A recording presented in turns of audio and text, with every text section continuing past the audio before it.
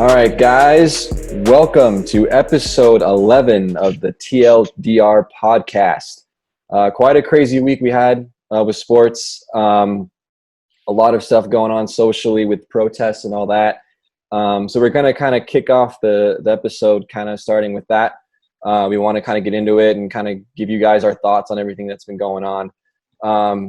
Obviously, these social justice protests happened. We missed a few days of sports.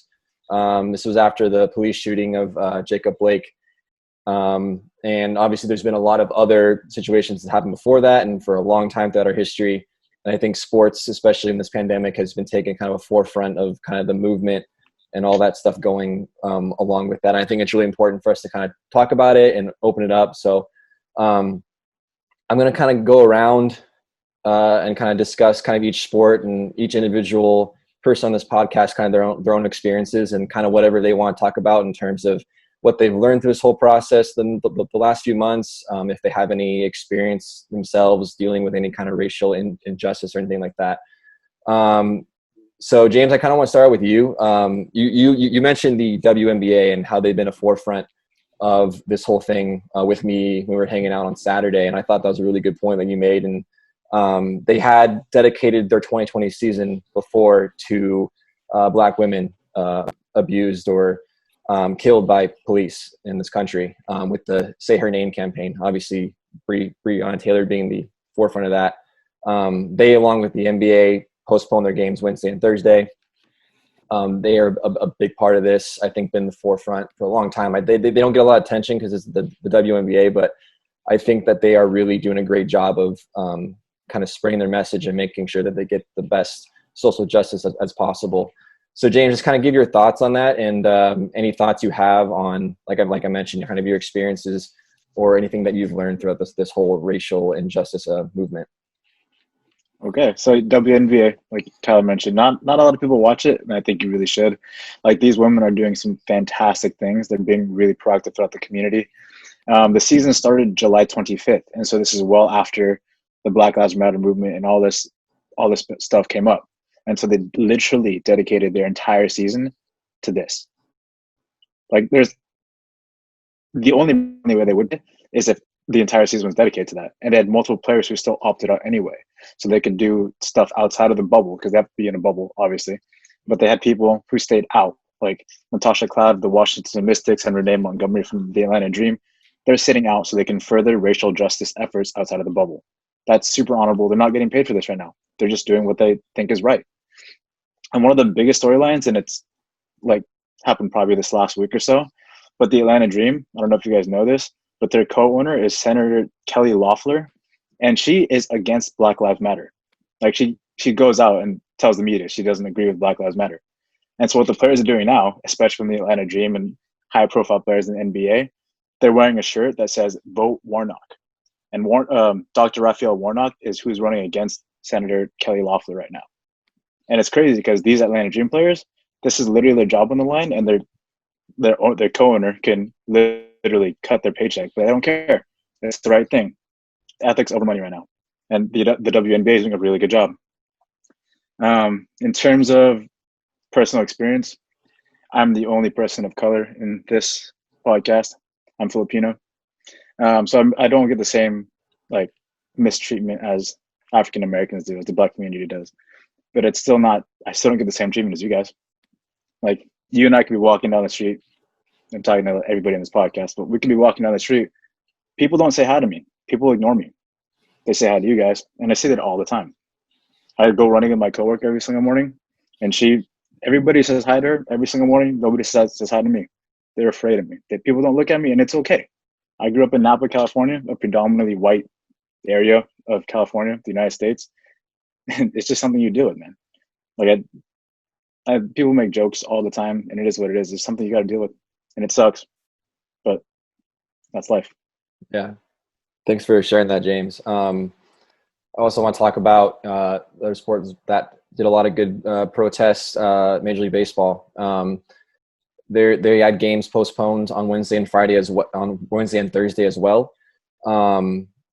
A lot of this was more of a specific player kind of driven protest. There was a lot of kind of it was I guess in the weird word, like kind of chaotic in terms of the protest. It wasn't quite as united as I think you saw the WNBA and the NBA were. A lot of that was because they're not sharing a bubble like those teams are, so they're not able to kind of all meet and all agree on what to do.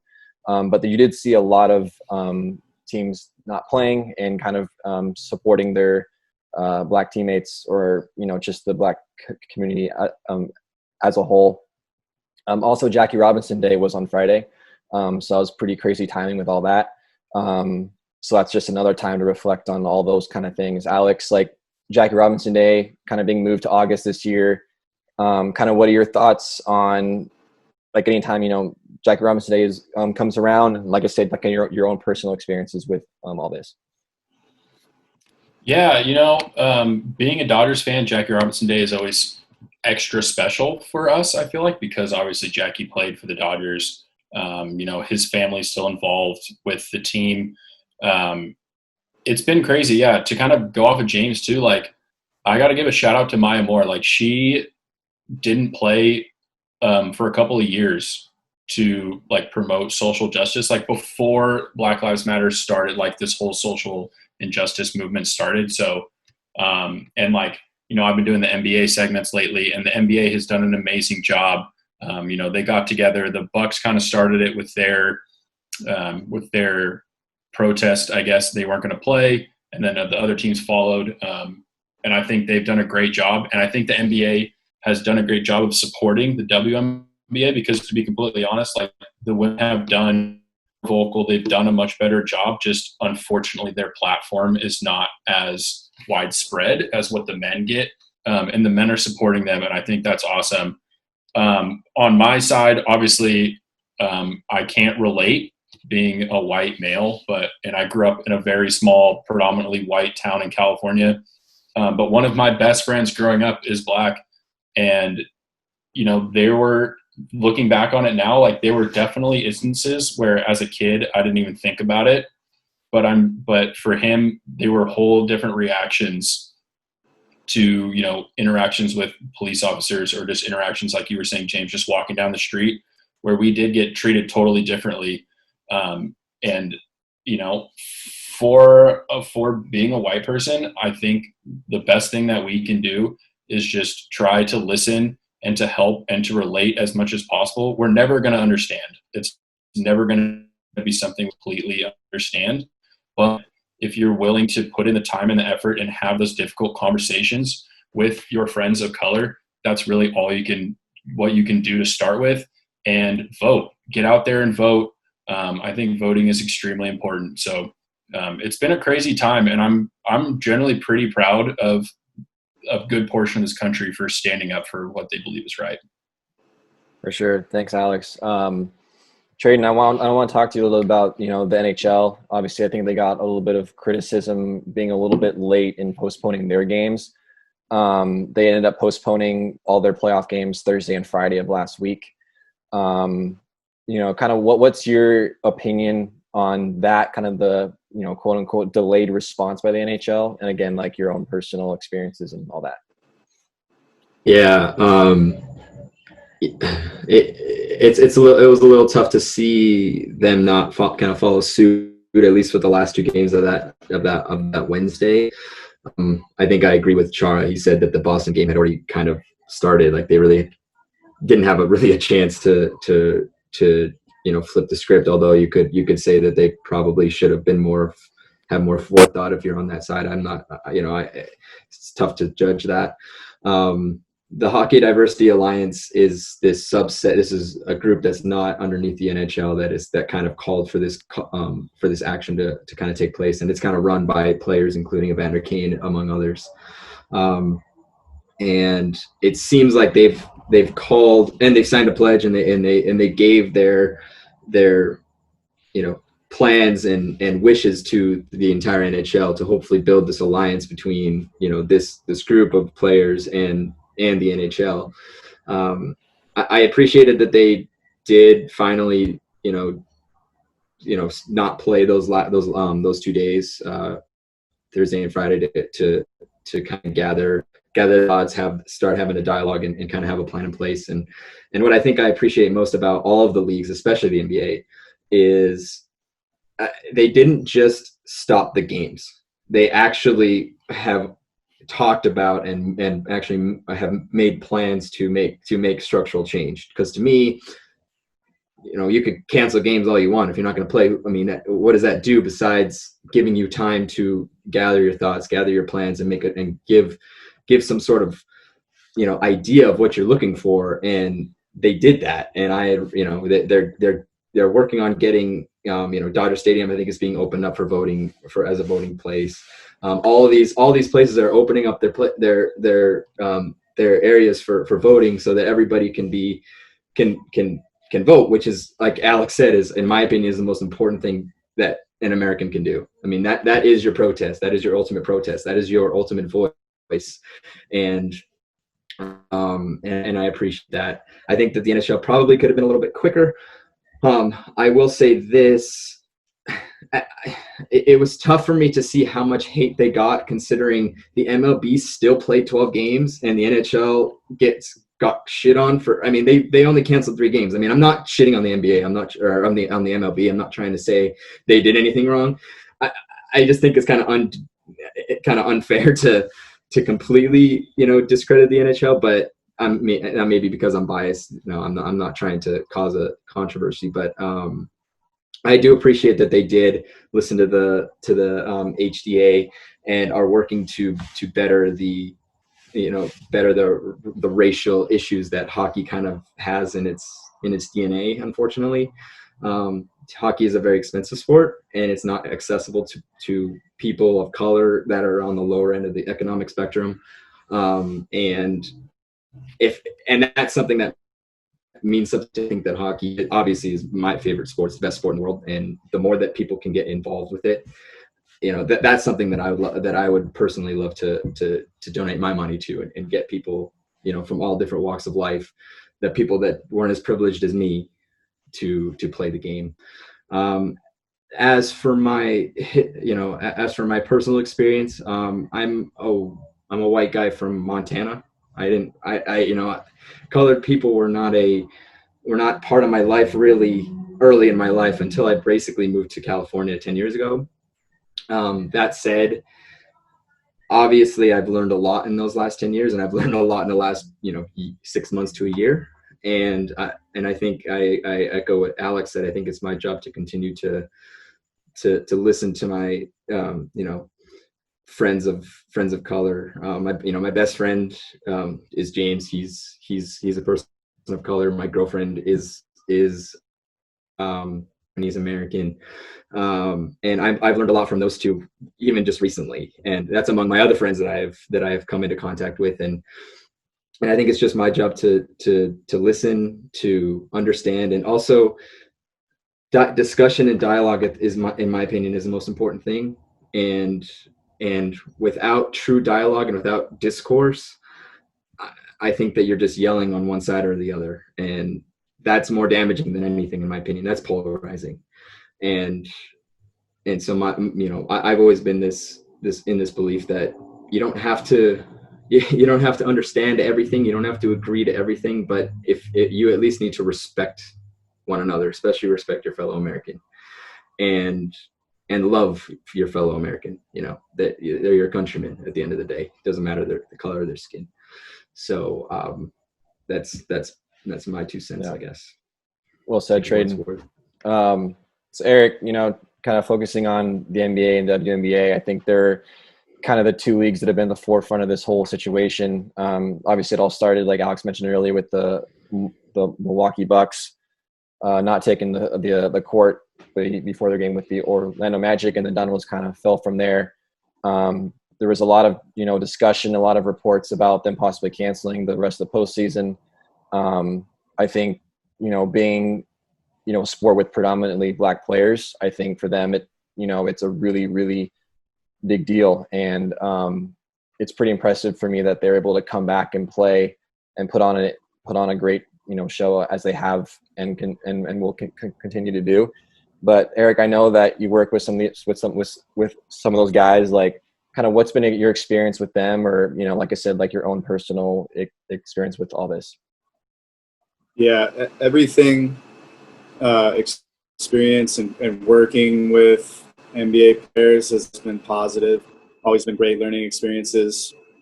And, going back to touching on basically everything you guys said, it's for me, Tyler, Alex, and Traden, it's hard to put ourselves in the shoes of them because we truly will not understand, being treated unequal, what that really is.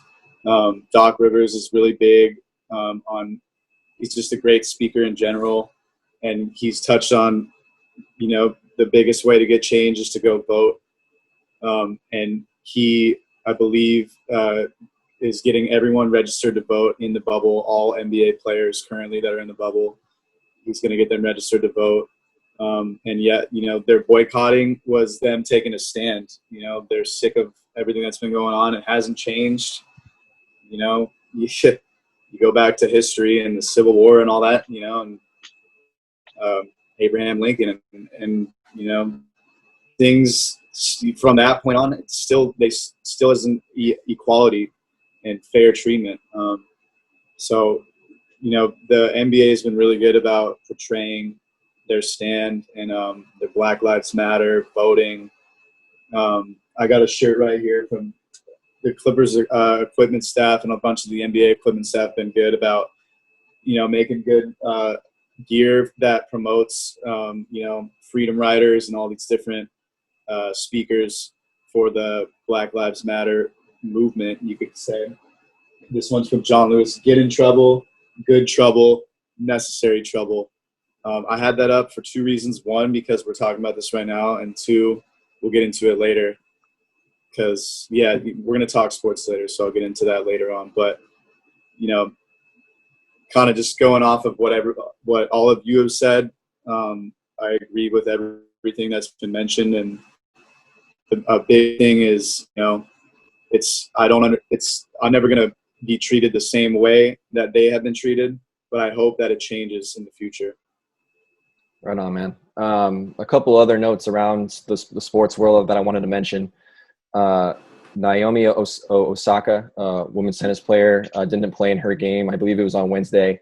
And credit to the tournament that instead of just canceling her match and having her forfeit, they postponed her match along with a couple others.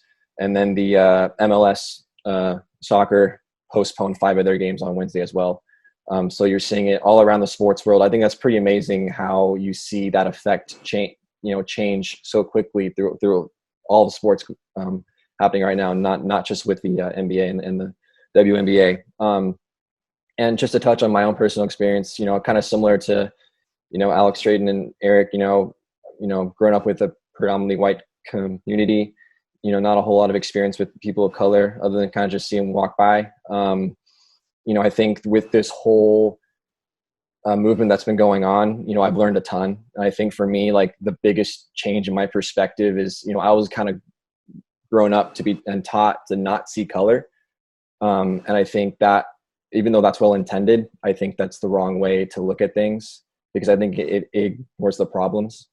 And I think I've learned a lot to, learn about the problems and really understand them more. And for me, I think that's just a big shift in perspective and to not, ignore people of color, not ignore their color, not ignore what they're going through. And, because I think it's important for people of the white community to finally speak up and actually say things and actually support them in a, tangible way, I think is really important now. And I think you're seeing that more and more, which I think is a really good thing. So for me, I'm doing everything I can to not just, listen and support, but also try and, like I say, vote, donate if I can, speak up for those that are affected by this. Because obviously at the end of the day, we're all human beings on this earth. And that's all that really matters. Does anybody else have anything that you want to add or comment on? Yeah, I've got one more thing. I was listening to Danny Green's podcast. He's a player for the Los Angeles Lakers. And, he was mentioning how NBA players, because they are, like we were talking about, it is a predominantly black sport, that they've been almost forced to become politicians as part of this. And Trayden, you mentioned it, but shout out to LeBron and getting Dodger Stadium set up as a voting polling area. And from what I've heard, they've been part of the deal when they took a couple days off to meet with the owners. Was they're also making all of the home stadiums. Obviously they're in the bubble down there in Florida, but all of their home stadiums are going to be repurposed as polling stations as well. So Staples Center, Madison Square Garden, all the stadiums around the country, which I think is great. And for the people out there that are saying, oh, if I took a day off of work, like I would get fired, you're still getting paid, all that bullshit. That's not the point. The point is it's time for the people like 4 out of 5 of us who have never experienced something like this to shut up and listen. And Amir Garrett, he's a pitcher for the Reds, said it best. Sports are a privilege. We all were sad when sports were gone because of coronavirus. And you know what? The NBA almost canceled their postseason because the social injustice that's going on in this country. And I would have 100% understood if they were like, no, we don't want to play. We are a lucky few that have been given the right and given the means, I guess is a better way to put it, to voice their opinion. And their opinion it will be broadcasted throughout this country because they, happen to be great at a game and they have the, the money and the popularity and the means to voice that opinion. So for those people that are, bitching about players not playing, normal people, you can't just not show up for work, but that's not what this is about. And I commend them. I think it's really impressive that these players have decided to take a stand and use their platform to, help better this country, because we've obviously got a long way to go. Go ahead, Trayden. Just echoing what you kind of said, Alex. I actually commend them for not canceling the season, because I think Draymond Green said it best. That is their platform. That is the big. They created this bubble to be the biggest platform for this movement, and I think they definitely made a big statement by not playing those games. But if you cancel that whole season, your platform and your voice is gone, because you're not on every single game. You're not getting interviewed after every single game. This is your opportunity. Now you got to keep that. And I think that was very, very prudent and smart of them to wait, talk about it, and realize, okay, this is our platform, but we need change. We need structure. We need a plan. And they took those days, they figured it out, and now they can continue their platform in the best way possible, in my opinion. And I really commend them for that as well. And you've noticed too, exactly what Trayden's saying, like post-game interviews with the NBA guys, like last night, Chris Paul, they asked him all these questions about the game, and every question he would defer away and get back to the social injustice matters. Like first, this is what's very important in our lives right now that needs to be focused on. Yeah, we're playing basketball, doing this, but like Trayden's saying, that's his chance and opportunity to express what he believes, what they believe, and get the statement and point across. He does get back into the basketball details, but it's he wants to clear up and make sure that everyone understands what they're playing for, what they're doing it for. Sure. Anyone else? Everybody register to vote. Let's make some change happen here, guys. Well said, James. All right, we're going to take a quick break. We're going to move on with the rest of this podcast. Thanks for listening to that conversation. I think it was really important for us to have it.